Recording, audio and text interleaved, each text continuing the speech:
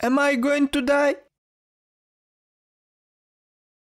The kid asked me as they wheeled him into the operating room. I had heard this question 1,000 times before, but it was still hard to answer honestly, even after many years of working in a hospital. "Of course not, we'll fix you up now," I lied cheerfully. The kid was in a terrible car accident and we, of course, tried to save his life, but there was little hope. It was a miracle that he was conscious at all with such blood loss, but after 10 years in medicine, I was not surprised at anything. The anesthetist went to work while we were disinfecting our hands before the operation. Damien, the polytrauma specialist, was supposed to operate, and I was supposed to assist. Having started the surgery, we exchanged disappointed glances. The kid didn't have a chance to get through it. Despite our disbelief in success, we did our best, but within half an hour, his heart failed. It's strange that he was yet alive when he was admitted. Damien announced the time of death and left us to clean up. I took it upon myself to prepare the kid to transfer to the morgue. I've done it countless times. It wasn't pleasant, but it was my last chance to respect the deceased. The kid couldn't have been more than 15, and as I figured, he was just learning to drive. When he got behind the wheels for the first time in his life, he flew into a ditch off a slippery road. His father died immediately, and the kid lived to see the operating table. I reached for the needle to sew up his peritoneum, but just as I inserted it into the skin, his body jerked. Surprised, I put the needle away, wondering what could have caused the post-mortem spasm. Then the kid opened his eyes, took a breath, and let out a violent scream, suddenly coming back to life. Help me! I jerked back with fright and fell, slipping on the floor. I called for help, and the entire team returned to the operating room. Everyone was shocked by the sight of a dead kid screaming on the operating table. His spine was broken and he couldn't move, just screamed. The anesthetist tried to put him to sleep while we checked his vitals. The boy's heart was not beating, despite all the indications to the contrary. He must have been dead by now. I started to massage his heart, trying desperately to start it up. I winced at the sound of the ribs breaking under my hands, and the kid's screams turned to gurgles as he couldn't breathe. The anesthesiologist shouted that the kid did not pass out, injecting a second dose of propofol. Of course, if the heart is not working, there is nothing to pump the medicine through the veins, even though I tried to start it with all my might.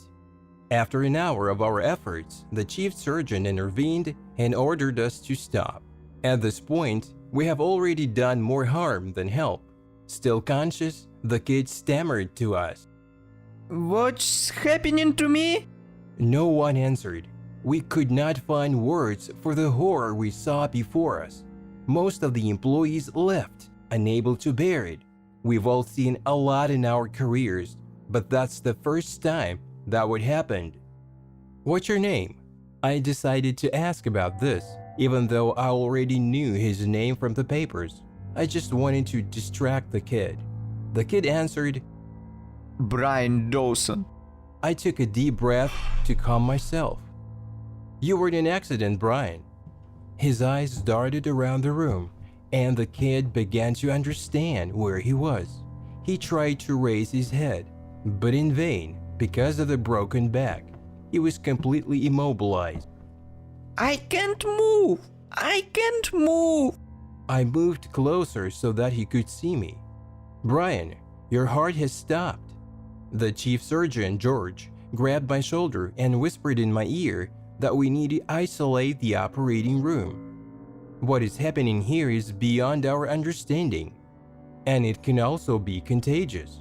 He rushed to the phone in the pre-op room. Trying to hold back with tears, Brian asked, What about my dad? His question took me by surprise. I had just informed him that his heart had stopped and he was essentially dead, but he still cared about his father. "I'm sorry, Brian. He died in the crash." What will happen to me? I'm going to die, right? I had no idea what to say in this situation, so I just decided to try to comfort him. I won't leave you alone. I'm here with you to the end. George quickly managed to isolate the operating room and notify the Centers for Disease Control of our situation. We had no choice but to sit and wait and pray to all of the gods that Brian wasn't contagious. I had already been exposed to the supposed illness anyway, so I decided to sit with Brian in case there was any improvement in his condition. Checking his limbs, I asked, "Do you feel anything?" Nothing, but it hurts. Everything hurts inside. "Where exactly does it hurt?" Everywhere. Do something, please. I injected Brian with fentanyl, but without a working heart pumping the drug through the blood vessels, there wasn't much hope. To distract him from the pain, I started asking him various questions about his hobbies, about his family. The kid was smart enough to see through my intentions, but he answered anyway, either out of fear or because he still hoped for help. Hour after hour passed, and we waited for someone to tell us what to do. For fear of infection, half the surgery was quarantined. Finally, the Centers for Disease Control showed up with chemical protection suits. The pre-op room was evacuated, and Brian was wheeled into an empty space so that he was a little more comfortable. The others were told to stay in the surgery until the situation was resolved. I decided to stay with Brian. No one should suffer alone, especially when the CDC agents are enthusiastically poking you with various needles and taking samples. The only reason I was allowed to stay was because the kid was more or less calm in my presence. We got through the night somehow. After the procedure was over, I didn't feel like sleeping, and Brian probably wouldn't have been able to physically sleep again. There's something wrong with my eyes. Do they hurt? No, but it's kind of blue around the edge. So weird. Doctor! I don't see anything. I checked his eyes with my flashlight. His pupils did not respond to the light, and his eyeballs began to shrink, which was one of the signs of the beginning of decomposition. Brian began to decompose. Please, I'm very scared.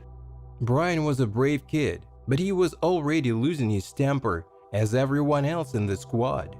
I continued to talk to him, but anyway, if the process of decomposition really started, soon the kid will lose all sense organs, all this time being conscious.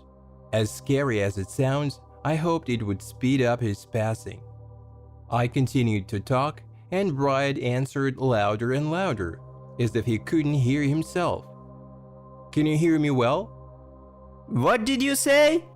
His hearing deteriorated in a few minutes, from just bad one to complete deafness. I didn't have time to help him, since the guy was deaf and blind. We couldn't talk anymore.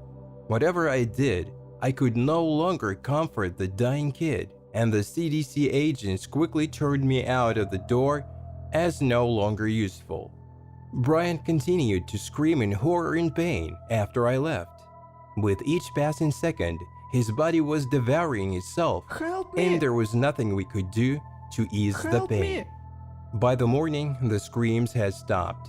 I slipped into the operating room, much to the annoyance of the agents. Brian was at the center of a web of hundreds of cables and wires that tracked his heart, brain, muscle, and other signs of life.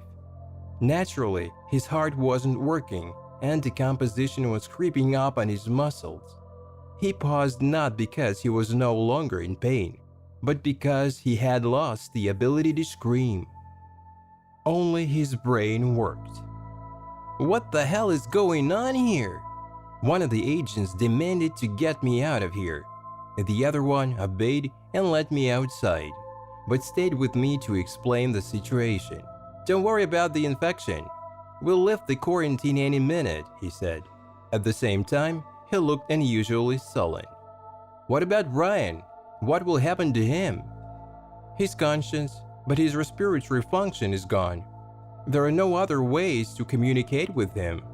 Brian was still alive, blind, deaf, mute, doomed to suffer alone and unable to die. How long will he suffer like this?